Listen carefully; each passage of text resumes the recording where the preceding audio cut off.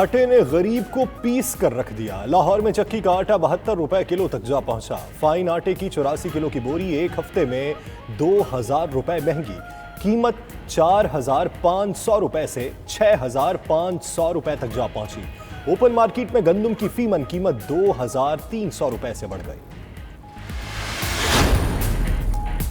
سونے کی قیمت کو بریک نہ لگی، فی تولہ قیمت مزید 1500 روپے بڑھ گئی۔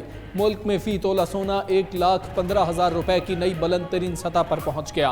10 گرام سونا 1286 روپے اضافے سے 98,594 روپے ہو گیا۔ عالمی مارکیٹ میں سونا $31 اضافے سے $1,856 ہو گیا۔ جو خود ایک زمانے میں جج تھا، اگر اس میں کوئی شرم ہے، اگر اس میں کوئی حیا ہے، اگر اس نے یہ آرڈر پڑھا ہے تو استعفیٰ دو، گھر چلے جاؤ، بند کرو نائب کو، تالے لگا دے اس غیر آئینی غیر جمہوری ادارہ کا جو ہمارا سپریم کورٹ کہتا ہے نائب کو ختم کرے، بند کرے۔ یہ جو کالا قانون پاکستان کی آئین پہ it's a scar on the face of the legal system of Pakistan. NAB کو تالا لگائیں اور گھر جائیں، بلاول بھٹو کا چیئرمین نیب جاوید اقبال کے استعفے کا مطالبہ۔ کہتے ہیں نیب کو مخالفوں کے خلاف استعمال کیا جا رہا ہے۔ حکومتی شخصیات کی مقدمات اور میگا اسکیموں پر نیب ایکشن نہیں لے رہا۔ کالا قانون فوری ختم کرنا ہوگا۔ ادھر اپوزیشن جماعتوں کا نیب کے خاتمے کے لیے بل اور چیئرمین کے خلاف ریفرنس لانے پر غور۔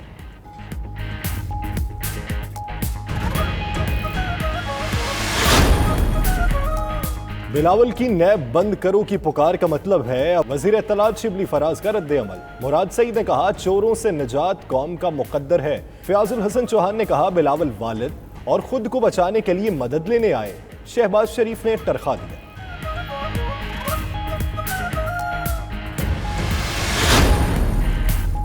اقتصادی رابطہ کمیٹی نے نیا پاکستان ہاؤسنگ اسکیم کے لیے 33 ارب روپے کی سبسڈی کی منظوری دے دی۔ 1.5 لاکھ میٹرک ٹن گندم کی خریداری کی منظوری بھی دی گئی۔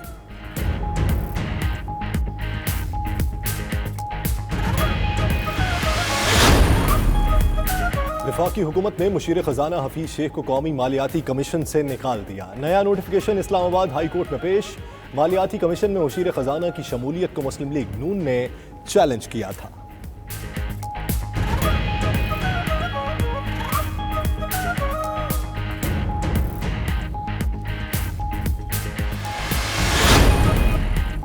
نیپرا کا شوکوز نوٹس بھی کام نہ آیا۔ طویل لوڈ شیڈنگ نے کراچی والوں کو آج بھی ستایا۔ شہر کے مختلف علاقوں میں بجلی بندش کا دورانیہ 6 سے 8 گھنٹے تک جا پہنچا۔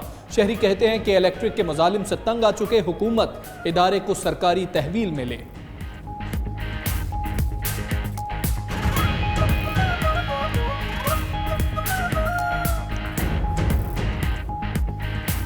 بل یہ یکم 60,000 بولے بھر دو، نہ ریڈنگ ہے نہ میٹر نمبر صحیح ہے، میرا صحیح نہیں کرتے ہیں یہ لوگ۔ میٹر میں جو بھی کچھ آئے گا اس سے اوپر بل آ رہا ہے اور درخواست دیتے ہیں تو کوئی سنائی نہیں ہوتی ہے۔ گرمی میں اتنے چھوٹے چھوٹے بچے ہیں، اتنی پرابلم ہوتی ہے، بجلی دیتے نہیں ہیں اور بل بہت زیادہ یہ لوگ بھیج رہے ہیں، اس لیے کافی پرابلم ہے۔ یوٹیوب پر کوئی چاچا تو کوئی ماما بن کر بیٹھ جاتا ہے۔ سپریم کورٹ نے یوٹیوب پر قابل اعتراض مواد کا نوٹس لے لیا۔ جسٹس قاضی امین نے ریمارکس دیے کہ تحمل کا مظاہرہ کر رہے ہیں، آخر اس کا اختتام تو ہونا ہے۔ ایف آئی اے اور پی ٹی اے نے دیکھا ہے یوٹیوب پر کیا ہو رہا ہے۔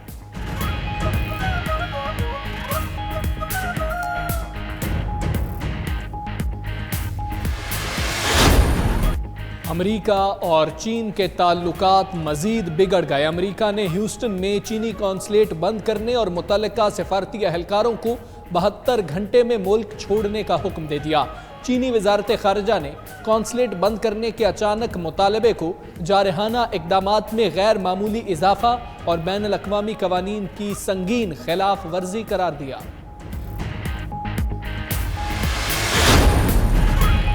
پاکستانی نیاد جنوبی افریقی لیگ سپنر عمران طاہر کو پاکستان کی نمائندگی نہ کرنے کا آج بھی افسوس۔ کہتے ہیں انہیں بڑا کرکٹر بنانے میں لاہور کرکٹ کا بہت بڑا ہاتھ ہے۔ انہوں نے جنوبی افریقہ منتقل ہونے کا جو فیصلہ کیا، اللہ نے اس میں برکت ڈالی۔ عمران طاہر نے مزید کہا پی ایس ایل کے بقیہ میچز نہ ہونے پر ملتان سلطانز کو فاتح قرار دیا جائے۔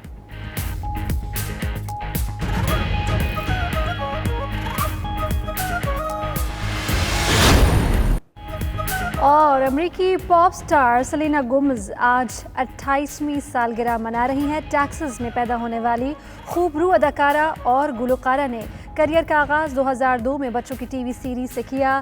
سلینا گومز کی فلموں میں بھی آواز کا جادو جگا چکی ہیں۔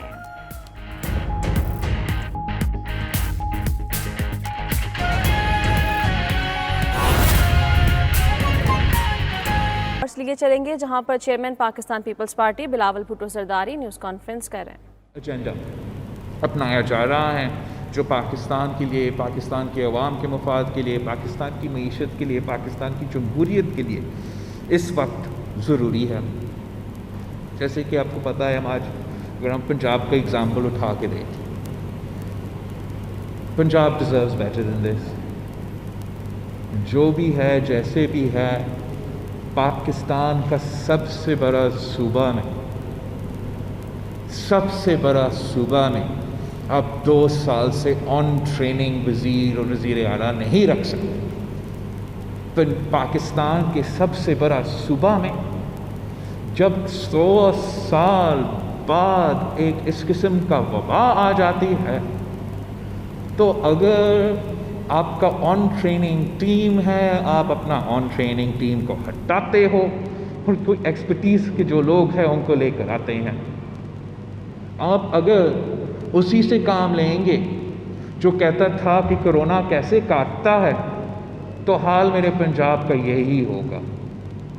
اور بہت افسوس کے ساتھ کہنا پڑتا ہے کہ یہ صوبہ کے پاس، جس کے پاس سب سے زیادہ وسائل ہے، جس کے پاس اتنے سارے اپرچونٹیز تھے، کہ وہ اس وبا کو باقیوں کے مقابلے میں بہتر سنبھالتے۔ وہ اس وبا کے دوران پنجاب حکومت کے پاس وہ ریسورسز تھے کہ وہ نہ صرف ایک کامیاب لاک ڈاؤن کر سکتے تھے جس میں غریب عوام کو، خاص طور پہ اگر پی ٹی آئی کی فیڈرل حکومت ان کو سپورٹ کرتے، وہ غریب عوام کو، ورکنگ کلاس کو، مڈل کلاس کو سپورٹ بھی کر سکتے تھے، اپنے ڈاکٹرز کو، فرنٹ لائن ورکرز کو باقی صوبوں کے مقابلے میں بہتر ہیلتھ پیکیج اور رسک الاؤنس دے سکتے تھے، ٹیسٹنگ کے لحاظ سے پورے پاکستان کو پیچھے چھوڑ سکتے تھے، جس سے آپ کا شرح اموات کم ہوتا، جس سے جو لوگ بیمار ہو رہے ہیں ان کا تعداد میں کمی ہوتا، جس سے آپ کے معیشت پہ جو اثرات ہو رہا ہے اس وبا کا وہ کم ہوتا۔ اور یہ سب کچھ صرف اور صرف اس لیے ہوا ہے کہ ایک پی ٹی آئی کی فیڈرل گورنمنٹ کسی صوبوں کا مدد کرنے کو تیار نہیں، اور جو پنجاب کا ٹیم ہے وہ ناکام، نالائق اور نااہل ہے۔ وہ ان میں یہ قابلیت ہی نہیں ہے کہ پاکستان کا سب سے بڑا صوبہ وہ چلا لے۔ پنجاب کا تو جو اہمیت ہے، آپ پاکستان کے بریڈ باسکٹ ہو، اگر پنجاب کا زراعت پہ نقصان ہوگا، پورا پاکستان کی جو فوڈ سیکیورٹی ہے اس پہ اثر ہوتا ہے۔ اگر سندھ نے اپنا ویٹ کا جو ٹارگٹ ہے وہ پورا کر لیا اور پنجاب نہیں کرتا، تو ہم سب کو نقصان ہوتا ہے۔ اس لیے جب سندھ اپنا پورا ٹارگٹ مکمل بھی کرتا ہے، ہم اپنا نیڈ پورا نہیں کرتے، ہم رلائی کرتے ہیں پنجاب کی بریڈ باسکٹ پہ۔ اور جس طریقے سے اس حکومت نے پنجاب کی زراعت کو تباہ کر دی ہے، جس طریقے سے جو کہہ رہے تھے کہ ہم ایگریکلچر ایمرجنسی ڈکلیئر کریں گے، کوئی اکنامک ایگریکلچر ایمرجنسی پہ تو ہمیں نظر نہیں آتے، لیکن ہمارا کسان تو ایمرجنسی میں ہے، اور وہ آج سے نہیں، کووڈ سے نہیں، عرصے سے اس ایمرجنسی پہ گزر رہے ہیں۔ پاکستان پیپلز پارٹی کی جب وفاقی حکومت تھی، ہم نے تو ایگریکلچر بوم لے کر آئے تھے، اور ہمارے سامنے ہمارے کسان کا معاشی صورتحال آہستہ آہستہ خراب ہوتے جا رہے ہیں، اور جس پوائنٹ پہ اب پہنچ چکا ہے ہمارا پورا پاکستان کا زراعت پہ اور فوڈ سیکیورٹی پہ اثر ہو سکتا ہے۔